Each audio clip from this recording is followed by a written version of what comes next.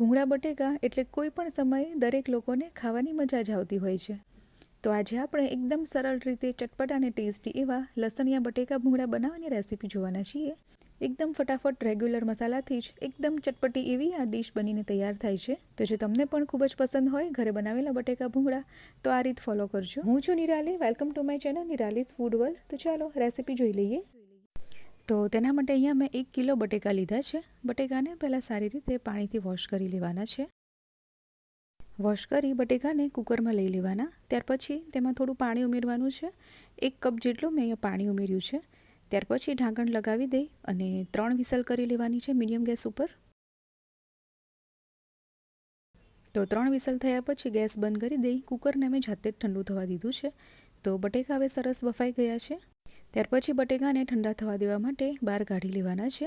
પાણીમાંથી બહાર કાઢી લેવાના એટલે ફટાફટ ઠંડા થઈ જાય અને આ રીતની જાળીમાં મૂકવાના એટલે પાણી રહી ગયું હોય એ બધું નીતરી જશે.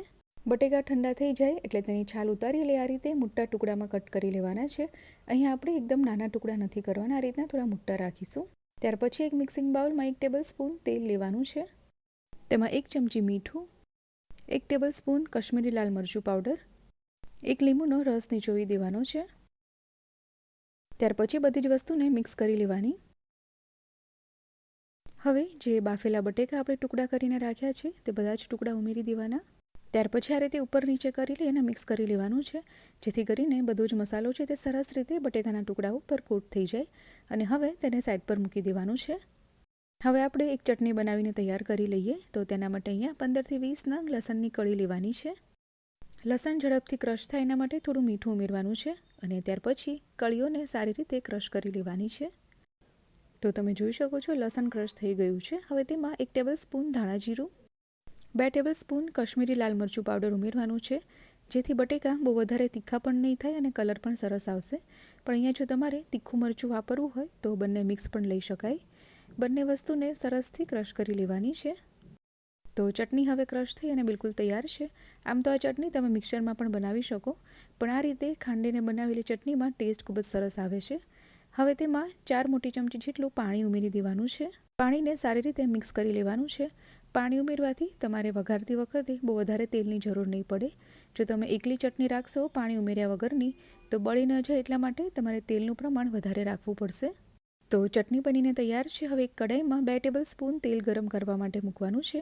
તેલ ગરમ થઈ જાય ત્યાર પછી ગેસને ધીમો રાખવાનો છે અને જે ચટણી બનાવીને તૈયાર કરી છે એ ઉમેરી દેવાની. ખાણી દસ્તામાં થોડું પાણી ઉમેરીને એ પણ લઈ લેવાનું. ત્યાર પછી હલાવતા જઈ અને 2 મિનિટ જેવું આપણે ચટણીને કૂક કરી લેવાની છે, જેથી લસણ અને લાલ મરચાંનો કાચો ટેસ્ટ દૂર થઈ જશે. તો 2 મિનિટ જેવું ચલાવતા જઈ મેં સારી રીતે કૂક કરી લીધું છે. તમારે જો થોડા રસાવાળા હજી જોઈએ બટેકા તો પાણી ઉમેરી શકાય. હવે મસાલાવાળા બટેકા ઉમેરી દેવાના છે. બટેકાને આ રીતે મસાલાથી કોટ કરી લઈને થોડીવાર માટે રાખી દેવાથી તેમાં સરસ મસાલા અને મીઠાનો ટેસ્ટ આવી જાય છે, જેથી બટેકા ખાતી વખતે તમને એકદમ મોળા નહીં લાગે. ગેસને ધીમું ચાલુ રાખવાનું છે અને એકદમ સારી રીતે એ બટેકાને ચટણી સાથે મિક્સ કરી લેવાના છે. અહીંયા આ બટેકાને તમારે જેટલા તીખા ખાવા હોય એ પ્રમાણે તમે લાલ મરચાંનું પ્રમાણ લઈ શકો છો. તો બધી વસ્તુ સરસ રીતે મિક્સ થઈ ગઈ છે. દરેક બટેકા ઉપર ચટણીનું એક સરસ લેયર થઈ ગયું છે. ગેસને બંધ કરી દેવાનું છે. હવે હું અહીંયા ઉપરથી સ્વાદ પ્રમાણે થોડું મીઠું, સાથે લીંબુ નીચોવી રહી છું અને સાથે થોડો સંચળ પાવડર પણ સ્પ્રિંકલ કરી રહી છું. તો આ રીતે તમને જેટલું પસંદ હોય એ રીતે તમે મીઠું અને લીંબુ ઉપરથી ઉમેરી શકો. ફરીથી એકવાર મિક્સ કરી લેવાનું છે. તો બધી વસ્તુ સરસ રીતે હવે મિક્સ થઈ ગઈ છે અને બટેકા આપણા બનીને બિલકુલ તૈયાર છે.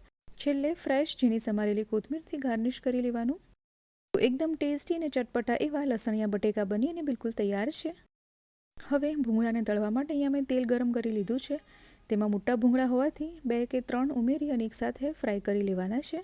તો આ રીતે થોડા થોડા કરી અને ભૂંગળાને તળતા જવાનું છે અને તેલ નિતારી બહાર કાઢી લેવાના. અહીંયા મેં સાઇઝમાં મોટા હોય એવા ભૂંગળા લીધા છે. તમે નાના આવે છે એ પણ લઈ શકો.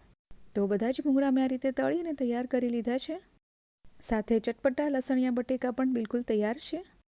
તો ચાલો મસ્ત મજાના બટેકા ભૂંગળાને હવે સર્વ કરી લઈએ. તો એક પ્લેટમાં થોડા બટેકા લઈ લેવાના છે. તેમાં છેલ્લે હું થોડું ચાટ મસાલો સ્પ્રિંકલ કરી રહી છું, થોડો લીંબુનો રસ. તો આ રીતે ભૂંગળા બટેકા હંમેશા થોડા ચટપટા અને ટેસ્ટી હોય ને તો જ ખાવાની મજા આવતી હોય છે. તો આ રીતે તમારા ટેસ્ટ પ્રમાણે છેલ્લે થોડો ચાટ મસાલો અને લીંબુનો રસ લઈ લેવાનો.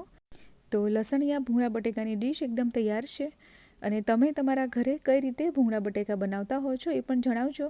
અહીંયા મેં સાથે ચટણીને સર્વ નથી કરી. તમારે કરવી હોય તો ખજૂર આમલીની ચટણી બનાવીને ઉપરથી થોડી લઈ શકાય. તો કેવી લાગી રેસીપી કમેન્ટમાં જણાવજો અને આવી જ નવી રેસીપીના વિડીયો જોવા માટે નિરાલીસ ફૂડ વર્લ્ડને યુટ્યુબમાં સબસ્ક્રાઈબ કરી બાજુમાં પેલું બેલ આઇકન પણ પ્રેસ કરી દેવું. તો હું નિરાલી ફરી આવીશ તમારા માટે સરસ મજાની નવી રેસીપી લઈને. ત્યાં સુધી બાય બાય, ટેક કેર.